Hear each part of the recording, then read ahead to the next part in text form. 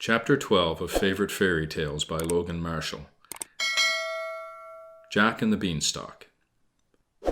Jack was an idle, lazy boy who would do no work to support his widowed mother, and at last they both came to such poverty that the poor woman had to sell her cow to buy food to keep them from starving. She sent Jack to market with the cow, telling him to be sure and sell it for a good price. As Jack was going along the road to market, he met a butcher. The butcher offered to buy the cow in exchange for a handful of colored beans.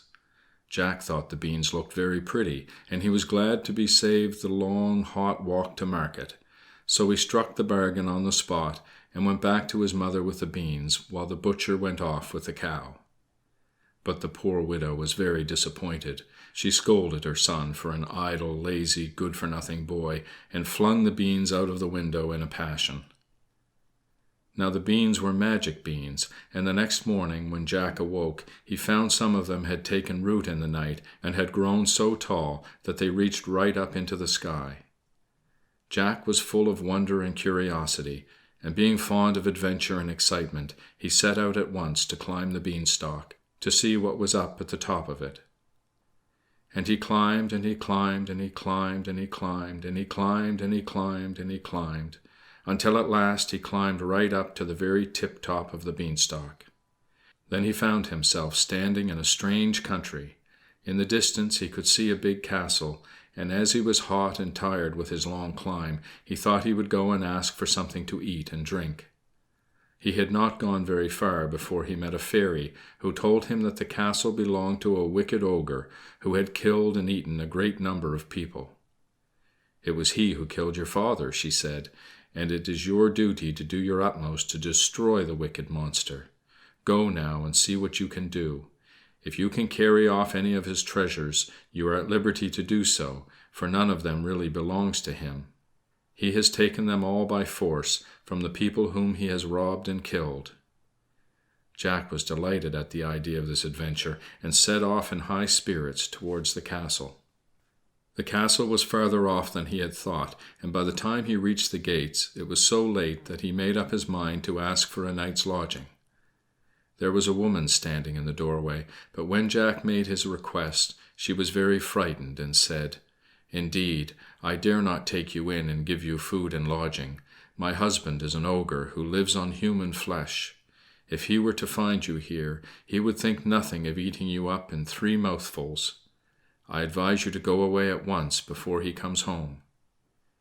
But when she saw how tired and hungry Jack really was, she took him into the house and gave him plenty to eat and drink. While Jack was eating his food in the kitchen, there came a loud knocking at the door.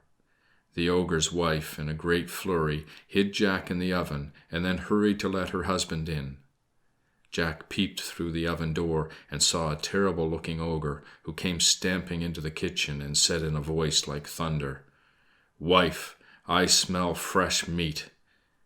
"It's only the people you are fattening in the dungeon," said the wife. So the ogre sat down and ate his supper. After supper he commanded his wife to bring him his money-bags. He then began to count his money, thousands and thousands of pieces of gold and silver.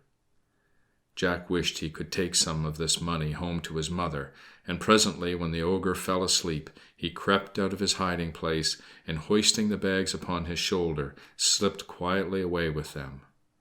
The ogre was snoring so loudly that it sounded like the wind in the chimney on a stormy night, so he never heard the little noise Jack made, and Jack got safely away and escaped down the beanstalk. His mother was overjoyed to see him, for she had been very anxious about him when he did not come home the night before, and she was delighted with the bags of money, which were enough to keep them in comfort and luxury for some time. For many months Jack and his mother lived happily together, but after a while the money came to an end, and Jack made up his mind to climb the beanstalk again and carry off some more of the ogre's treasures. So one morning he got up early, put on a different suit of clothes, so that the ogre's wife should not recognize him, and set out to climb the beanstalk. And he climbed, and he climbed, and he climbed, and he climbed, and he climbed, and he climbed, and he climbed, until at last he climbed to the very top and found himself in the ogre's country again. When he reached the castle, the ogre's wife was again standing in the doorway. But when Jack asked for a night's lodging, she said she dared not give him one, for only a few months before she had taken in a poor boy who seemed half dead with fatigue and hunger, and in return for her kindness he had stolen some of her husband's money and run away in the night. But Jack begged so hard that at last she relented. She gave him a good supper and hid him in a closet before her husband came home. Presently there was a great noise outside, and heavy footsteps that shook the castle to its foundations. It was the ogre come home. As soon as he entered the kitchen, he sniffed suspiciously and said, "I smell fresh meat." "It's only the crows on the housetops," said his wife. "They have brought home a piece of carrion for their young." After supper the ogre told his wife to fetch his hen. This hen was a very wonderful bird. Whenever the ogre said lay, she laid an egg of solid gold. Jack thought that if he could only get this wonderful hen to take home to his mother, they would never want any more. So when the ogre fell asleep, as he did after a little while, he came out of the closet, and seizing the hen in his arms, made off with her. The hen squawked, but the ogre's snoring was like the roaring of the sea when the tide is coming in, and Jack got safely down the beanstalk. The hen laid so many golden eggs that Jack and his mother became quite rich and prosperous, and there was really no need for Jack to go again to the ogre's country. But he liked the danger and excitement, and he remembered that the fairy had told him to take as many of the ogre's treasures as he could, and at last, without saying a word to anybody, he started off once more to climb the magic beanstalk. And he climbed, and he climbed, and he climbed, and he climbed, and he climbed, and he climbed, and he climbed, until at last he reached the very tip-top and stood in the ogre's country. This time, when he reached the castle, he began to be afraid that the ogre's wife really would not let him in. "Indeed and indeed I dare not," she said. "Twice lately have I given shelter to a wayfaring youth, and each time he stole some of my husband's treasures and made off with them. Now my husband has forbidden me, on pain of instant death, to give food or lodging to any traveler." But Jack pleaded and pleaded, and at last the good-natured woman, moved to pity by his travel-stained appearance, gave way and let him into the castle. When the ogre came home, the wife hid Jack in the copper. As usual, the ogre's first words were, "Wife, wife, I smell fresh meat." And in spite of all his wife could say, he insisted upon searching all round the room. Jack was in a terrible fright whilst he was hunting, but fortunately he forgot to look in the copper, and after a time he sat down to his supper.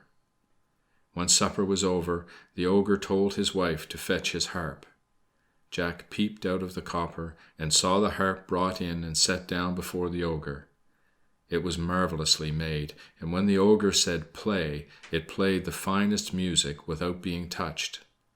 Jack was enchanted, for he had never before heard such wonderful music, and he felt that he must have the harp for his own.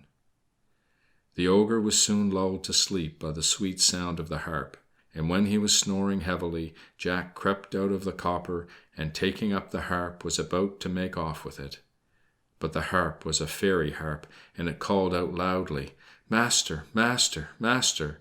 And although the ogre was snoring so noisily that it was like the sound of 100 dragons roaring at once, yet to Jack's dismay and horror he heard the voice of the harp, and starting to his feet with a bellow of anger, rushed after the daring thief. Jack ran faster than he had ever run in his life before, still carrying the precious harp, while the ogre ran after him, shouting and roaring and making such a noise that it sounded like 1,000 thunderstorms all going at once.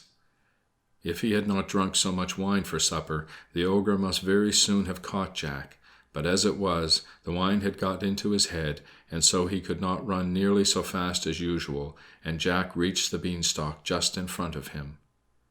It was a very close shave. Jack slid down the beanstalk at his top speed, calling at the top of his voice for his mother to fetch him an axe. The ogre came tumbling down the beanstalk after him, but Jack seized the axe and chopped the beanstalk off close to the root.